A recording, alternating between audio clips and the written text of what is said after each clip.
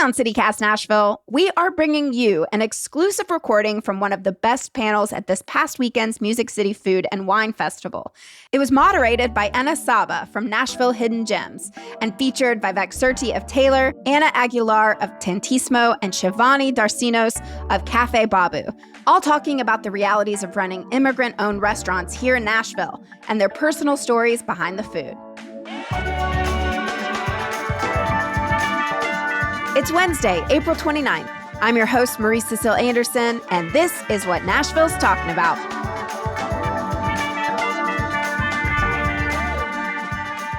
Y'all, this was my first time at the Music City Food and Wine Festival, and I have got to say, it was a dang blast. We're talking small bites from so many local restaurants, plus wine, so much wine, from makers and distributors from all over the world.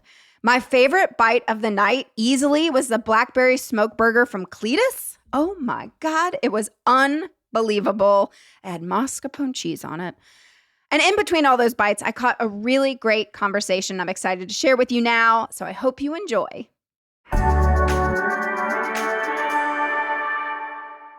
For people here who don't know your restaurant, I guess, tell us just in your words, like, you know, why you did it and what you want people to experience when they visit your place. I'll say for Taylor, it's like we just really try to keep it like coming into your friend's home for a dinner party. And so the idea is you don't have to make any decisions. It's a tasting menu style restaurant, and we change the menu every season. But what we hope that you experience is kind of seeing that connection between the food cultures of the American South and of Gujarat, which is the state of India my family comes from. So for example, like my mom makes black-eyed peas and greens in an Indian way on New Year's Day. Here in Tennessee, we have a thing called Hop and John, which is black-eyed peas and greens and rice, which you eat on New Year's Day.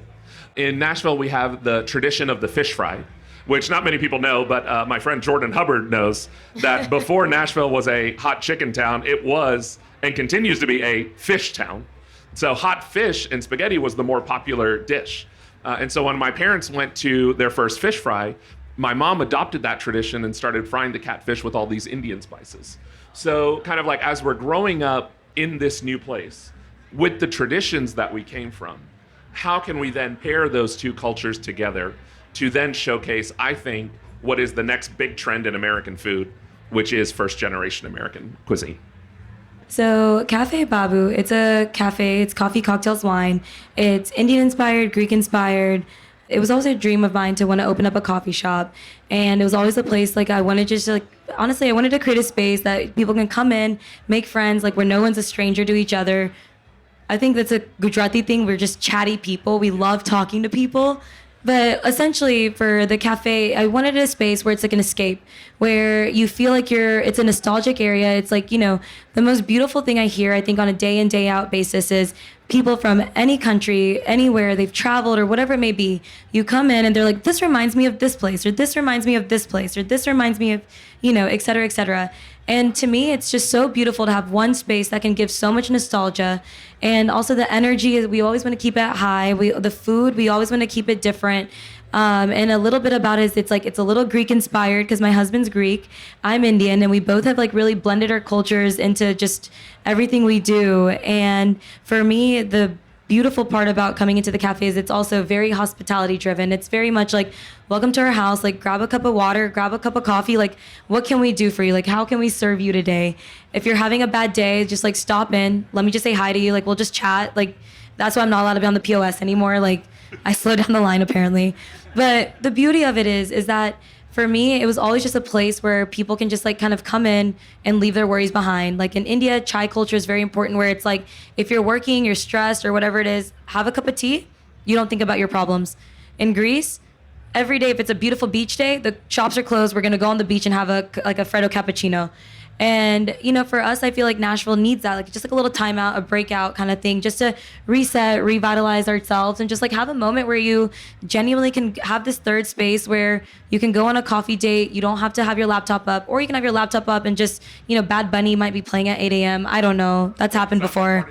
But, you know, essentially that was kind of always the goal for the shop. It was just to be like a space to get away, and just the community that's really like built it. But honestly, I get a little like crazy about it because it's just weird to see like the way that Nashville's embraced the cafe has just been something I never expected before. And truly, like, there's this community that we can continue to do and partner with all the different like collaborations we've done and pop-ups, and it's just become just like a fun little getaway, I would say. So Tantissimo started as a Mexican pastry pop-up. I think the origins of me wanting to do it, I'm really picky with the pastries I want to put in my body. I want to eat dessert all the time, but I want it to be like so worth it. And I was working at Husk right before the time that I started this pop-up, so I had gotten really familiar with like great farmers and great ingredients. And my experience, conversely, with like panaderias, especially here in Nashville, this is not really the case in like Mexico City, but is I would go and just be like sorely disappointed that everything would be very, very dry and taste very, very similar from one pastry to the next, because what their food costs are just like rock bottom. They're not spending on that. They want bulk product, and that's what their customers want. So I wanted to do the opposite of that during COVID and just offer like really well done one pastry per week is all I was doing. And eventually that grew into a whole bunch of other things. That was the beginning of the concept, was wanting to elevate my people's food from Mexico. And then as it grew, Maíz de la Vida was growing at the same time, Alebrije was growing at the same time. And I felt like, what do I want to do that's kind of different? And one big experience for me moving to Nashville was getting introduced to cultures that weren't Mexico, because my hometown in California is predominantly Mexican. I really had no exposure to Cubans, Puerto Ricans, anything else until I moved here. And I worked at a Puerto Rican restaurant, and I made Colombian friends and Dominican friends and Peruvian friends and all the things. And so I realized that I wanted to branch out from Mexican pastries and start doing what I love and elevating food with just kind of like a tour of Latin America. I felt like all the other countries don't get nearly as much love as like Mexican restaurants get. There's little different countries listed on the menu of like, this is a dish that represents Peru, or it might just be a flavor or a technique from Peru. Obviously, there's still a good bit of Mexican dishes on the menu because that's where my family's from, and it's a fun exploration. And I love to see people come in who have traveled to like Nicaragua, and then they come in and I'm like, we have a beer from there. Like, oh, you were just at that distillery? That's crazy. I'll probably never go there, but I hope I do. So it's a really fun global connection. I'm sure, Vivek, you've probably been in Nashville the longest out of all of us, and I was born in Nashville, but the food scene here has changed so much, and in some ways I think it's easier to bring a different concept or a different cultural concept now. But I remember when we first had our first meeting together, you told me when you were starting your pop-ups and your dinner series, when did you know Nashville was ready for a restaurant like Taylor? And what did the pop-up kind of experience, like what did that show you to give you that confidence? I started my pop-ups back in 2011. So not to date myself, but back then there was this new technology called Twitter that had just launched. And what people were doing in some of these bigger cities like in New York, Atlanta, Miami, was they were doing dinners just in their own homes. And before that, kind of if you wanted to become a chef, you worked at great restaurants. You worked your way up from dishwasher all the way up to chef. Then maybe you got like a little bit of funding. You could open your own restaurant and do it that way. But then with this pop-up concept, the idea was, doesn't matter who you are. If you have a story to tell, you can tell it. You maybe do that in your backyard. Maybe you take over a bar. Maybe you take over a restaurant. And now I think it's such a cool thing, because when people are generally launching concepts, you do it as some sort of pop-up first to validate the concept, make a little bit of money, try to build your team and things like that. It's now part of the process of opening a restaurant, is you kind of go through that. And so for me, it's like I started it out just for fun. I never wanted to open a restaurant because everybody tells you it's a bad idea. And so at the time, I did it one dinner a month, just wanting to share stories with people, just wanting to share the produce that grows here in Tennessee. In 2011, that's also the time like farm to table is becoming a thing. People are becoming more aware of where their food comes from. So to me, it's like I really partnered with my good friend Eric at Bell's Bend Farm. I would get all the vegetables from him. We'd pick them that morning. We'd make a dinner that night. He'd come to the dinner. And it was this really fun way where we would explain the food that we were doing. And then throughout the years, as we defined a little bit more of our point of view, then I was able to kind of go back to my mom and be like, hey, what are the dishes that you make? Now, how can I take the ingredients that are local to here and then make them into this new cuisine, which we call first generation food?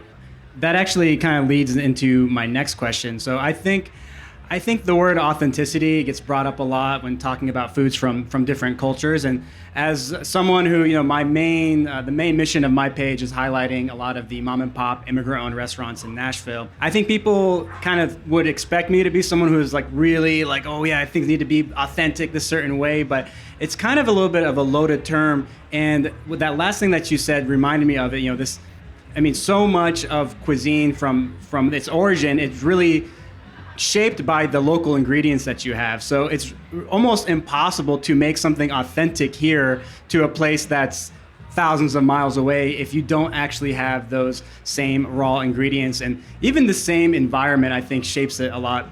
So kind of leading into my next question, Anna, we'll start with you for this one. And if anyone has anything to add on, you guys feel free to add on. But I guess, has there been any kind of challenge with Tantissimo and it being like this restaurant that's sharing Latin culture, Latin cuisine, where you're, I guess, trying to bring something to the market that is like real to you? And how do you please both people who want a new fun experience, and then do you get any pushback like, oh, this isn't the way my grandma makes it, this isn't the way, like how do you navigate that? It hasn't been as bad as it could get in my head. For the most part, people are very receptive. I would say it's been a little easier with American audiences who understand the concept coming in, and especially were introduced to us when we were a pop-up, so we kind of had time to build it. And every once in a while, we do get groups of like first-gen people who are foodies, like no problem, they get it, but their parents coming through the door might be a little bit trickier if the dish looks a little bit different, or if it's like a liberty that we took creatively with the dish. So usually in those cases, I just rely on the servers to kind of make that connection. But I think usually I rely really heavily on the flavors to just do the rest of the work. Once they've tasted it, it's like, okay, I won you back a little bit, and you can hopefully have some trust from there. What you said about ingredients is a huge challenge. I think we've kind of acclimated now being almost a year open, but when we first opened, it was constant source of, I guess, stress, but just like, yeah, here's this dish I want to make, and here's all the ingredients I don't have a conversation with like 4 different distributors, and all of them claim they can get you the ingredient and none of them really can, or it would be like you have to also buy 20 cases of something you don't need to get this 2 pounds of this flour you want for this one drink that you're not legally allowed to make in the United States because you can't use that pot here. So I'm still trying to figure out a way to do that one beverage that's coming to mind when I say this, but we make it work. I think for me, I would like to add, I think you could relate to this maybe just because, pulling out a little bit of that Gujaratiness is like chai, right? Like everyone who comes in and they're just like, well, my mom makes this chai better than yours. You know what I mean? I'm like, whoa, like we're not even trying to get into this battle right now. That's crazy. But it's also more about, I think authenticity is kind of like, we can all come from the same region. We can all come from the same area. But the beauty is it's also the journey that you're navigating yourself as well. Like being within this journey of like, okay, my mom and I developed this chai spice that's different, but it's a part of like what made us, like what it was that's special for us growing up. And then I know like your dad's chai is phenomenal, genuinely, like we love it, but it's just a different journey. But I think the beauty of like authenticity in the food world is it's never black or white, right? So it's the coolest part is it's what do you make of it? What do you get to take from it? And also like, how are you going to share that with others of like, well, this is my story to you. Like, let's sit at the table and let's chat about it. And I think that's the beauty of like food and authenticity as well. When people think about authenticity, I think as chefs and as creators and as owners of businesses, it's like when we come up with our concepts, it's really what is authentic to us. It's like there can be things that my mom made, my grandmother made. And at the end of the day, what we try to show is we're not trying to create food or create a concept that's necessarily a standard scalable concept. Like when I'm doing an Indian restaurant, it's not an Indian restaurant that's going to be like 100 locations, right? Yeah. It's like when you're doing a coffee shop, it's not going to be Starbucks, Right. And what we're doing is we're putting our own stories on the plate, right? We're putting our own stories into the space because what we want to share, just kind of like as chefs and as artists, is our story. And the restaurants and the cafes, those are our opportunity to showcase that. And what we hope people connect with then is when they try it, they can be like, oh, I've never had that before. That's amazing. Yeah. Or sometimes they might have something and be like, you know what? That reminds me of something that my grandmother made or something that my mom used to make, even though they might be completely different, because the feeling that you get when you get something that's like home cooked and homemade and something that's with soul, is that it feels like home and it feels like that soul, no matter what home you came from.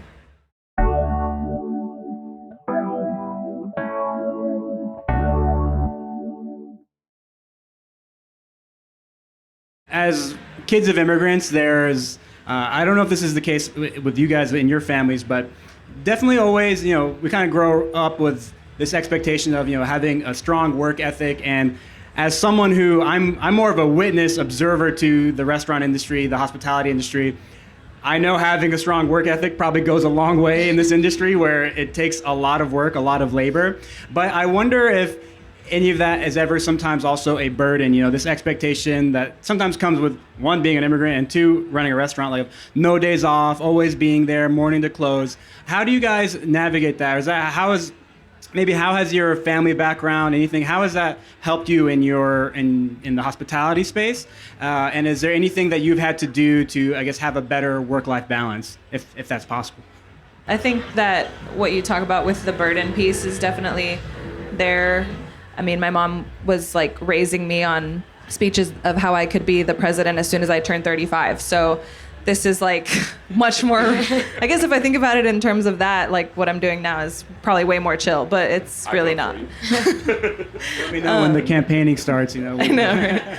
But I think one thing that helps is seeing how as I've gotten older, if I do just push too hard, the work suffers. So I do have a really intense amount of love for the work I get to do, and the magic really does go away when you're pushing too hard. And that's the only reason I'm doing this, and the only way I'm able to create that for people that work for me or people that come to dine. So even as I'm speaking, like I'm trying to kind of fix that so that I can bring more of the magic back into it. And it's just pushing the guilt aside because it's always there on any day off. Even today, like I'm not at the restaurant, I'm doing this like fun thing, and it's like, that's okay. It's fine. All right, I'm just gonna say, I don't know, I can't speak on everyone's behalf, but I don't know about you guys, but I feel like first gen immigrant trauma, like that's like how we all bonded. You know what I mean? Oh, you made an A, but why is it not an A plus? Like that was just the baseline. Like immigrant trauma is like a real thing that we all bond over. You're laughing, yeah, great. So we're all on the same page. But I think the beauty out of that is it's honestly everything that till date, I mean, my parents, they came, to the States like a bit ago, but they did the whole thing, like where they worked at a produce market, they worked any job they could, like worked in a chemical factory, you name it, they did it just to create a better life for my sister and I. And, for them, for the better life would be like, becoming a pharmacist. Don't worry, that's not the legacy I did. I did accounting. And then instead I quit my 9-to-5 job and I opened up a cafe, and my dad's just looking at me like, okay, like, are you good? Like, I did this, like, are we doing something? But the beauty is it's like, at the end of the day, we realize is that immigrant mentality that we can bring into is just like you work hard, you do something, but you can create this division of like where you're passionate about something and you can find that passion and you get to do something that you want to do, but you're also working so hard, but you love what you're working for. I get to do what I'm doing because I'm passionate about something versus it just becoming something that I'm surviving to do. And I think that is really more of like a blessing than a burden, where you work hard and do this because you're able to shape the path of what you want to be doing. Part of it is we as the children of immigrants really kind of get to live the dream a little bit, I think. Like my dad, when he moved here, he had $200 in his pocket.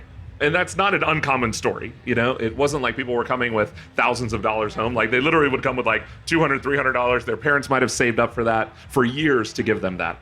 And when he came here, he opened a motel in Manchester, Tennessee, and then a plastic injection molding business. But he was one of those business owners that he did every job. And I think for us growing up in America now, it's like, obviously, it's like at my restaurant now, we have to think about it a little bit differently. Like my parents work, even though they're retired, they're working all the time. Yeah. It's like they don't stop. Like mom was like, oh, I got to do this gardening. Then I got to clean the garage. And that, like, she can create a project for herself for years. But for us, I think as we own businesses now, I'm trying to not do that necessarily. Like, I don't want to work myself into the ground all the time because that's one, it's not sustainable, but it's also then we're not able to do the big things that we really need to do to focus on working on the business and not so much in it. So I think the challenge for me, especially, has been the last 7 years is how do we now build a team that can carry through the vision of the restaurant? So then it's like, if I want to spend more time with my parents, if I want to spend time with my wife, Sheila, and it's like, if we want to have a little Saturday night off, which I'm so glad we're able to do it, but we're able to do it because of the teams that we've built back at home, who are really holding down the fort today. So shout out to the teams. Shout out to the teams. Absolutely. Absolutely. Thank you, guys. I think now we're going to open up to some audience Q&A. Anybody have any burning questions? I saw you down there first. Hey, what's up? I'm curious. You spoke, Shivani, about being on a path and having the privilege to be able to dictate what that path is for you as you create and build something. For all of you guys, what brings you back to the reason why you do it when things, your vision doesn't seem as clear, or, you have a setback? How do you return to the original kind of ignition or the fire that got you on that path? Honestly, if you're authentic to what you're doing and you're genuine to what you're doing, and you see other people around you smile or excited, or just that emotion that you can evoke out of others, it genuinely, I feel like it fills your cup, that it's like, no matter what a bad day you've had, no matter what's going on over here, you're seeing people enjoy this, or you're seeing others just really excited about what you're bringing to the table. It makes you want to work harder. It makes you want to do more. It makes you want to, I don't know, just literally serve people like left and right. Like, okay, what can I do for you? How can I help? Like, it's just, I think at the end of the day, it's all about like how others receive your space. And it's also just a mutual love, like a level of respect. I think that genuinely feels like my cup, in terms of, it's like you have the power to make someone's day different. Like, just give a cup of coffee away. Like, if you've had a bad day, and all of a sudden, like, that really tuned in with them. And then all of a sudden, it's like you remember what you're doing, and you're, at the end of the day, you're serving others. And I think that's so important, especially if you want to build such a strong community. And it's like we can all just serve each other a little bit more. This one is easy for me. I think it's 100% the community, like everybody who's helped us every step of the way. We had a haul for funding the restaurant, and all of those like really darkest days, like the biggest obstacles that we've faced, we've had the most support. And I think that just tells us that it's needed, and people feel like it's needed, and that it's not like meaningless, and there's going to be people to like help, and we're going to get to the other side together, and it makes it like 100% that much better. And then there's those little moments, like you said, like I'll go outside to like sweep something that shouldn't be there, and there will be like a older neighborhood couple like walking up to the restaurant, and I'm like, this is like just the best thing ever, that they are like, this is their plans tonight, like means so much. There's always going to be hard times in restaurants. And restaurants in particular are like such hard businesses to run. So it's like, every day when I walk in, I'm like, okay, great. What's going to happen wrong today? Because it's like, you could walk in and be like, hey, the dishwasher called out, the water heater broke, the equipment's not working, the deliveries didn't show up, and that's just something we have to deal with on a daily basis, right? So it's like, to me, it's like, great. When stuff comes, cool, we're ready for it. We can adjust, pivot, all those kinds of things. But at the end of the day, the reason why we work so hard to do it is because, one, we have a vision for what our hospitality is going to be and the things that we want to create for people. We also know that sometimes, like at places like Taylor, people might save up for a whole year to celebrate their anniversary with us. It's like we've had people that have just gotten engaged and then want to come celebrate that before they tell their families. I've married a couple at Taylor before. It was right before the pandemic. That's a good story. I think like what Shivani and what Anna were saying is that our goal is to make people happier than when they came in, right? And if we can do that with a cup of coffee, a pastry, a meal, whatever that is, we're going to do everything we can to make sure you have a good time. And the reward that we get from that kind of instant gratification, I think is so special, because we're the ones that are lucky to spend your birthdays with you, your anniversaries with you, your special occasions. Like, you want to come to a restaurant and celebrate it, we want to make that the best night that you've ever had. And I think always kind of focusing on making sure that those guests are always happy is what helps drive all of us.